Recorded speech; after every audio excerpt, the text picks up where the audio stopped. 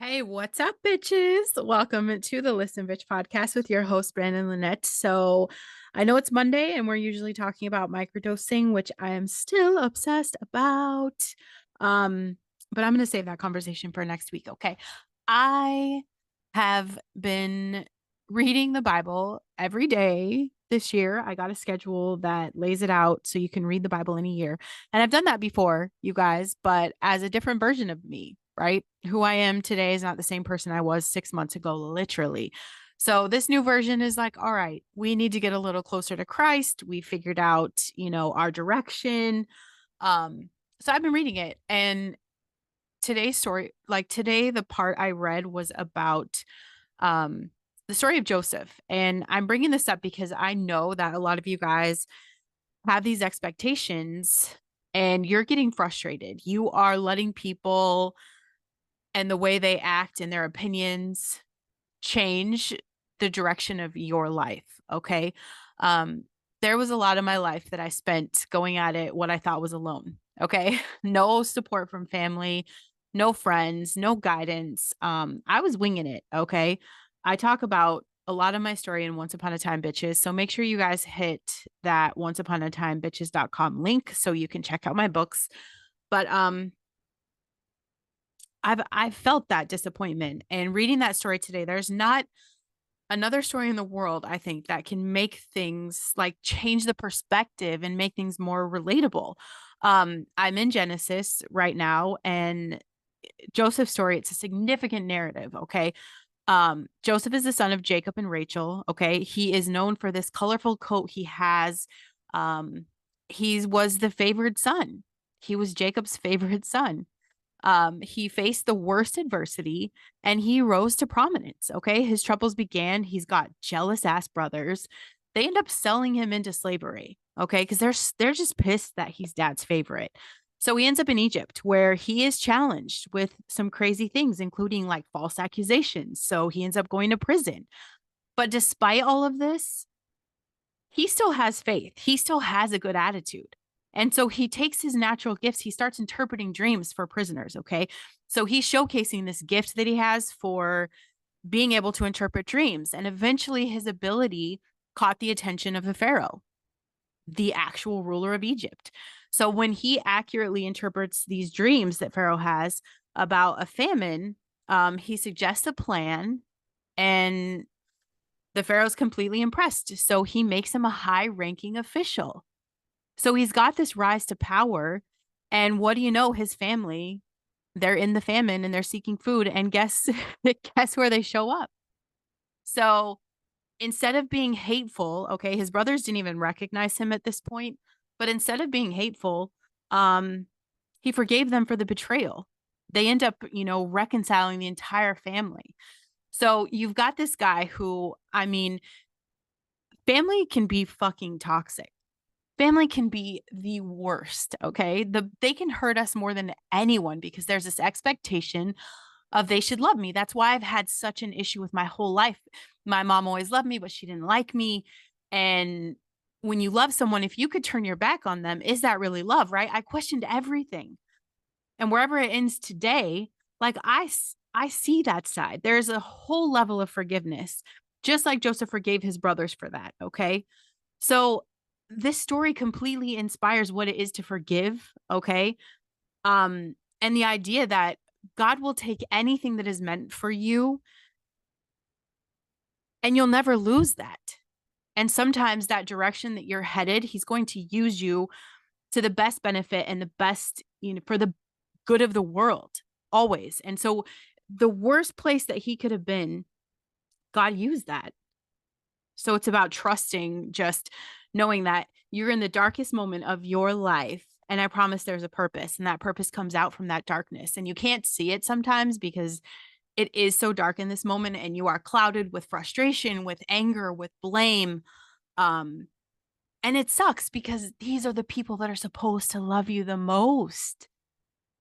It doesn't work like that.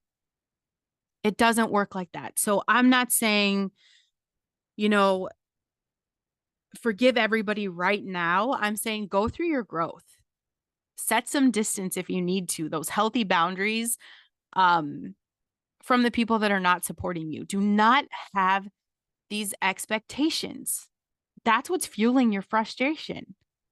You're never going to avoid frustration entirely, but you can learn to manage it. Okay. Let it lead to positive benefits in your life. Frustration is a sign that you believe you should be doing better. You should have better.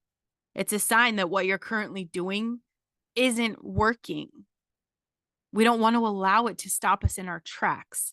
So we let people turn their backs on us, but we don't let them dim our light. We don't let them stop the direction that we're headed. Maybe we need a different route. Maybe we need different people in our lives. Set that space between you and the people that are not supporting you. You have to stop having these expectations for how you think people should act in your life. It's not just family that's going to let us down. Reality in its entirety is going to fall short of your expectations. No matter what, you might think that you just killed this job interview, but they give it to someone else. You don't just throw away your whole life because you didn't get that job you wanted. There's a better job around the corner if you don't give up. How you respond to these setbacks, because setbacks are a part of life, no matter who causes them or how they come into there. I guarantee Joseph did not think that, in that prison cell when his brother sold him, could you imagine how he felt about himself? To have all of those guys turn their back on him. Not one person called it and brought him home to his dad. They were all just, we're done. Imagine how he felt. But he stayed faithful to what he believed in. He didn't become an angry person who, acted out and treated everyone around him terribly and just threw his life away. He would take advantage of any opportunity that was presented in front of him. And it doesn't matter what's happening in our life. We exaggerate everything. So we see our disappointments bigger than they really are. And it's unnecessary. You just want to embrace the change. When you have your heart set on a certain outcome, you have this expectation of what it's going to look like to get there. And that's not the case. So then you forget what you wanted the outcome to be in the first place because it didn't go your way. So you throw the towel in. It's like shit we have. We take a hit and make a huge deal of it when it's insignificant in 6 months. We don't face these situations composed. We freak out. We take everything personal. We have to learn to move on. Instead of having that fear of disappointment because your family didn't stand up for you, because your friend said your idea was stupid, we have let that become so intense that we do not take risks anymore. And you're never going to have a fulfilling life if you're playing safe. Never. You have to start small. You have to bounce back from those little roadblocks and find the lesson in that and stay the course. You may not get to call the shots when you're going to turn left or go right, but the outcome is coming. Learn from those experiences. Disappointments are what teach you about you. Disappointment is what you really use to decide what you want out of life. This is going to bring clarity to your goals. You create the motivation. We don't wake up and have it. And we take control of the things we can control, which is us and our surrounding environment. You can't control people, but you can control the people you're around. You can't change their behavior. That I read that today. You can't change their behavior, but you can change, your friend circle. You got to believe in yourself. You don't need accolades. You don't need a pat on the back. And for the love of all things holy, you do not need permission. And I get it. I get that it's very frustrating. It's frustrating when every time you turn around, it's like someone's kicking you in the face. I've lived that. In fact, I will experience that for the rest of my life because I'm always going to I'm going to push the envelope. I will push the limit. I'm going to rock the boat. So I'm going to get frustrated. So how do you handle this frustration, the disappointment? You stop having these expectations. You focus on the things that you've done, the progress that you've made. You're going to get more frustrated if you keep playing that story in your head about how far from your goals that you are. So you've got to celebrate that progress, constant improvement. Okay. I'm not talking about 100% every day. I'm talking about just moving the needle 1%. You avoid that frustration by keeping your focus and your perspective on the positive shit. And even something bad, we don't bring toxic positivity to this podcast. Okay. There's no such thing as be happy all the time, never feel angry, never feel sad. No, feel the shit. Get pissed. Go hit the punching bag and walk away. Let it go. Feel it, heal it, release it. Give yourself more time than you think you require. No matter what it is, maybe you want to move into a new house, okay? And that's my husband and I are just talking about that today. Like, I think we're ready to move. We're outgrowing the space. Like, we've been outgrown, okay? The space has been outgrown. Are we blessed? Absolutely. I mean, I was just telling him the other day how blessed we are that we have the heat, we have the roof, we have a nice house, we have a great yard, our dogs can run free. We have the beautiful things, but we are ready for that growth. And so our time frame, yeah, we made a decision. Would it be nice if we could wake up tomorrow, find a new house and move? Of course, but it's going to take longer than a day, right? You have to give yourself more time than you think you require. Do I think it's going to be a year or two? Absolutely.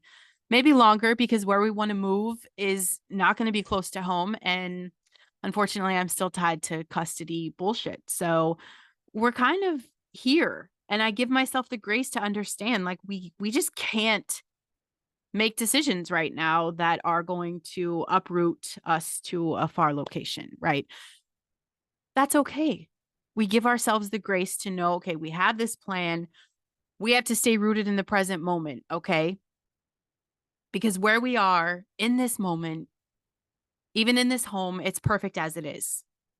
And that's it. What happens is that we can, let our mind drift forward and try to pretend where we could be and be really frustrated because that's not where we are now. Or we could stay in the moment.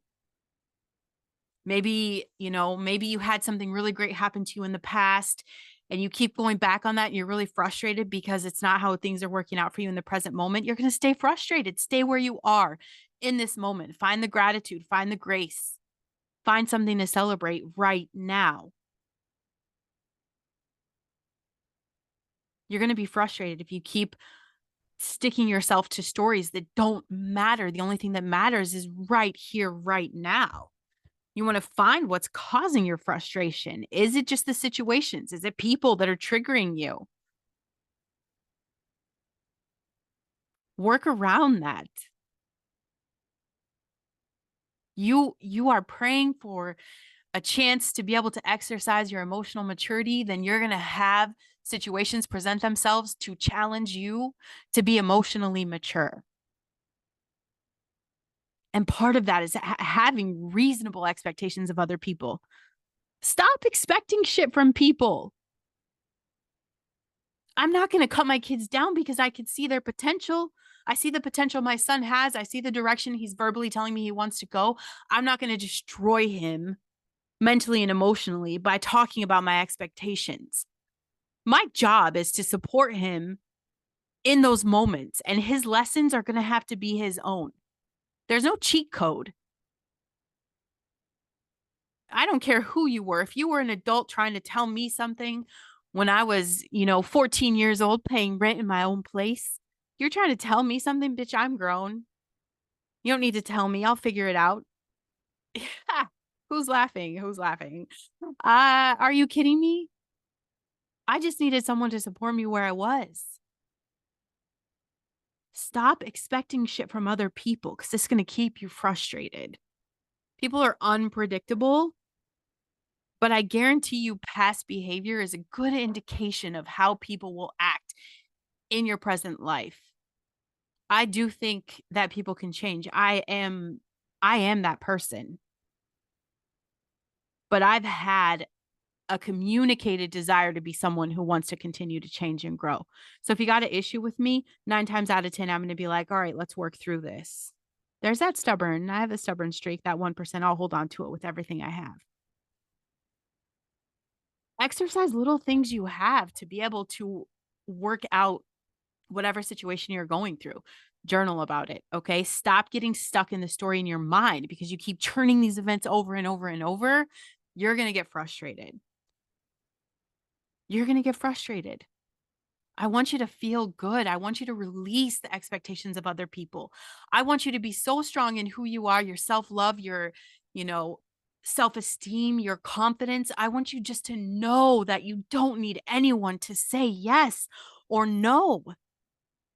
If you know you have a desire and a drive to improve your life, to open a business, to start a side gig, to write a book, whatever the fuck you want to do, you do not need permission from anyone, and do not expect the people closest to you to be your biggest cheerleaders. You have no idea how many times, especially after I published my first book, the people I really, really thought would celebrate me, the people that I thought would be screaming from the rooftops, not a word. Not a word. And we don't need answers as to why. We don't need it. We don't need to know why they can't support us. But if it's really driving you crazy, think about their perspective. Are they doing something in their lives to make a change, or are they playing it safe? Because people that play it safe are controlled by fear. And that fear keeps them stagnant. Stagnant people will get really pissed off if everyone around them is trying to grow because it makes them feel some kind of way. They have to look back at what they have done. What is your legacy? What have you done with your life? What are you doing to become the best version of you? What are you doing to impact the world? And yeah, I think this podcast reaching one person is an incredible gift, an incredible change in the world because one person just has to say, you know what? She's right. I don't fucking need anyone's permission and I'm going to do this. I don't need my family to say it's okay. I don't need them to cheer me on. Let them sell me to the slaves because I will come back as the ruler of Egypt, right? We don't need that shit. You've got this. Think about every time you've been frustrated in your life. How much time did you waste harboring the issue and holding on to it?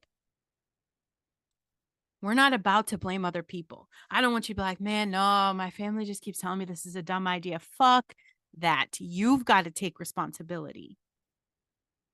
You take responsibility right now. You can turn anything around. Anything.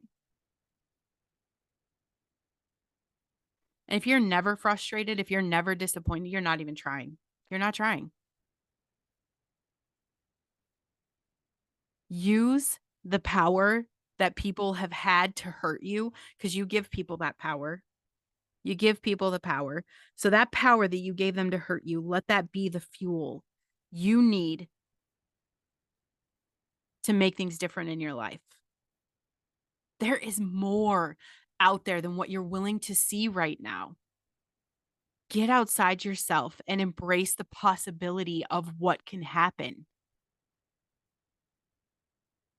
I'm joking. I don't even know. I was joking the other day I have a bartending gig. I work 2 nights a week now. And I said something about doing like living your dream or doing the thing. Why don't you do the thing that you wanted to do that you loved? And the woman I was talking to said, I'm too old. And she's really, what, maybe has less than 20 years on me. Why do we decide we're too old? Why do we stop dreaming? Why do we stop wanting to do the things that we love? Because we grow up. I know I'm very excited. So, this whole Bible assignment, just because I have read it before, I know different things that are coming and I get very excited. to just have the refresher. But I know there's a part in there where God is telling you to be more like a kid with a childlike mind. Be innocent and believe in big things. Kids believe in anything we tell them. Let it be telling them to believe in themselves, to believe in whatever they love to do will bring the joy and the peace and the success that they desire. Be like a kid and believe in you and know that you can use the things that you love to build a life of peace and joy and success. Or at least prove me wrong. Go do the things and see if you can prove me wrong. Make sure you're signed up for emails at brandonlynette.com and get the books at onceuponatimebitches.com. And I'll see you bitches tomorrow.